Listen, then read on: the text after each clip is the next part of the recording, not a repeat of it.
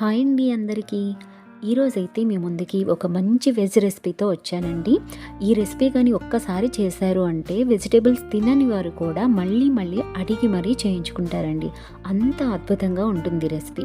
మరెందుకు ఆలస్యం, పదండి చూద్దాం. ముందుగా ఈ వెజిటేరియన్ చేపల పులుసుకి కావలసిన ఐటమ్స్ ఏంటో చూద్దాం. ఒక 6 పచ్చిమిర్చి, 2 ఉల్లిపాయలు, 2 టమాటాలు, అలాగే అల్లం ముక్క, 2 వెల్లుల్లి అండి, అలాగే కొత్తిమీర, 3 రెమ్మల కరివేపాకు, 3 స్పూన్ల కొబ్బరి ముక్కలు, ఎండు కొబ్బరి ముక్కలు అండి ఇవి, ఒక 10 మిరియాలు, 1 స్పూనున్నర గసగసాలు, ఒక 4 యాలకులండి, అలాగే 1 స్పూను బెల్లం, అలాగే 1 స్పూన్ ఆవాలు, జీలకర్ర, ఉప్పు, కారం, పసుపు, కసూరి మేతి, ధనియా పొడి, అలాగే ఒక నిమ్మకాయ సైజ్ అంతా చింతపండు అండి, అలాగే ఒక సొరకాయ. సో ఇవి పదార్థాలు మనకు ఇప్పుడు కావలసినవి. ముందుగా మనం ఆనపకాయకు ఒక ఫోర్క్తో ఘాటులు పెట్టుకోవాలండి. ఈ విధంగా ఘాటులు పెట్టుకోవాలి. అలాగే ఇప్పుడు ఇది చిన్న చిన్న ముక్కలుగా కోసుకుందాం. ఒక 3-4 ముక్కలుగా కోసుకుందాం.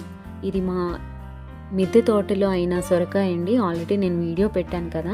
ఇదిగోండి, ఈ విధంగా తొక్కతో పాటే పెద్ద ముక్కలుగా కోసుకోవాలండి. ఘాట్లు పెట్టుకున్నాం కదా, తర్వాత ఇలా పెద్ద ముక్కలుగా కట్ చేసుకోవాలి. ఇప్పుడు బాణాల్లో ఆయిల్ వేసుకొని ఇవి బ్రౌన్ కలర్ వచ్చే వరకు వీటిని వేయించాలండి. ఆయిల్ ఎక్కువగా పీల్చదండి అసలు.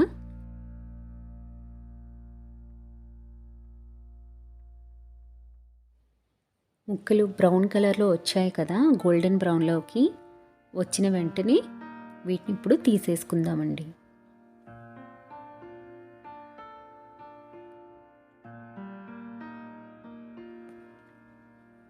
చూస్తున్నారు కదండి, ఈ విధంగా గోల్డెన్ బ్రౌన్లోకి రావాలన్నమాట. ఇప్పుడు మనం ఏదైతే మసాలా చెప్పాను కదా, అది ఎండు కొబ్బరి ముక్కలు, అల్లం వెల్లుల్లి, గసగసాలు, యాలకులు, మిరియాలు, ఇవి మనం మిక్సీలో వేసుకొని మెత్తగా గ్రైండ్ చేసుకోవాలండి.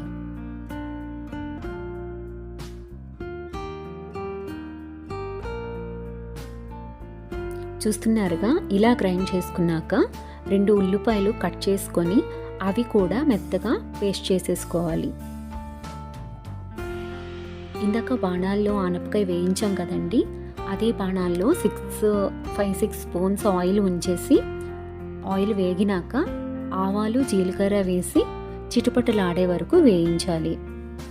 సో మంటను కొంచెం సిమ్లో పెట్టుకుందాం.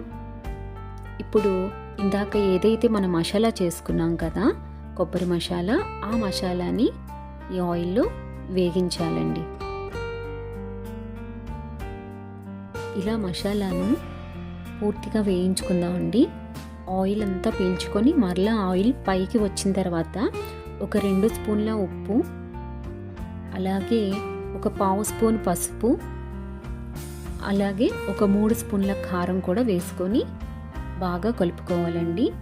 ఇప్పుడు ఈ మిశ్రమం కూడా మొత్తం అడుగు పట్టనివ్వకుండా కలిపి ఆయిల్ పైకి వచ్చిన తర్వాత ఏదైతే 2 టమాటాలు తీసుకున్నాం కదా, అది కోర్స్గా గ్రైండ్ చేసుకొని అవి కూడా ఆ టమాటా మిశ్రమాన్ని కూడా ఇందులో వేసుకోవాలి.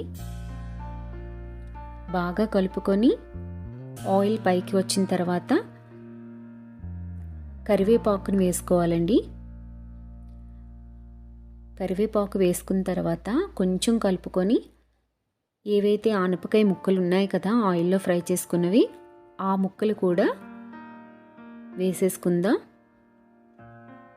ఒకసారి బాగా కలుపుకోండి.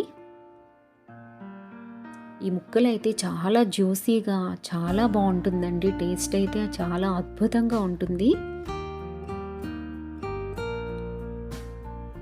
ఓకే అండి, ఇప్పుడు పచ్చిమిర్చిని వేద్దాం. పచ్చిమిర్చి వేసినాక మళ్ళీ ఒక్కసారి కలుపుకుందాం. ఇప్పుడు ఏదైతే చింతపండు ఉందో, మనం నిమ్మకాయ సైజ్ అంత చింతపండు తీసుకున్నాం కదండి, ఆ చింతపండు జ్యూస్ అనేది వేద్దాం. అలాగే ఒక గ్లాసుడు వాటర్ అయితే అవసరం అవుతుందండి. వాటర్ని కూడా వేసేసినాక ఒక్కసారి కలుపుకొని ఒక 10 మినిట్స్ ఉడకనిద్దామండి. ఇప్పుడు కర్రీ బాగా ఉడుకుతుంది కదండి. ఈ టైంలో ఒక స్పూన్ ధనియా పొడి వేసుకుందాం. ధనియా పొడి అలాగే కొంచెం కసూరి మేతి వేసుకొని బాగా కలిపి ఒక 2 మినిట్స్ పాటు కలిపిన తర్వాత ఆయిల్ అంతా పైకి వచ్చిన తర్వాత అప్పుడు బెల్లం వేసుకోవాలండి. ఒక స్పూన్ బెల్లం చెప్పాను కదా, కొంచెం బెల్లం వేసుకొని ఒక్కసారి కలుపుకోవాలి. ఫైనల్గా ఆయిల్ అంతా పైకి వచ్చినాక కొత్తిమీరను చల్లుకోవాలండి. కొత్తిమీర కూడా వేసిన తర్వాత ఒక 1/2 మినిట్ ఉడికిస్తే సరిపోతుంది. ఇక మనకి టేస్టీ చాలా అద్భుతమైన సొరకాయ చేపల పులుసు మనకి రెడీ అయిపోయింది. ఇది చాలా బాగుంటుందండి, తప్పకుండా ట్రై చేయండి. మీ ఇంట్లో అందరికీ చాలా నచ్చుతుంది. ముక్కలు కూడా చాలా స్పైసీగా, చాలా జ్యూసీగా ఉంటుంది, చాలా టేస్టీగా ఉంటుంది. తప్పకుండా మీ ఇంట్లో ట్రై చేయండి. అలాగే ఈ రెసిపీ కానీ నచ్చినట్లయితే నా ఛానల్ని సబ్స్క్రైబ్ చేయండి.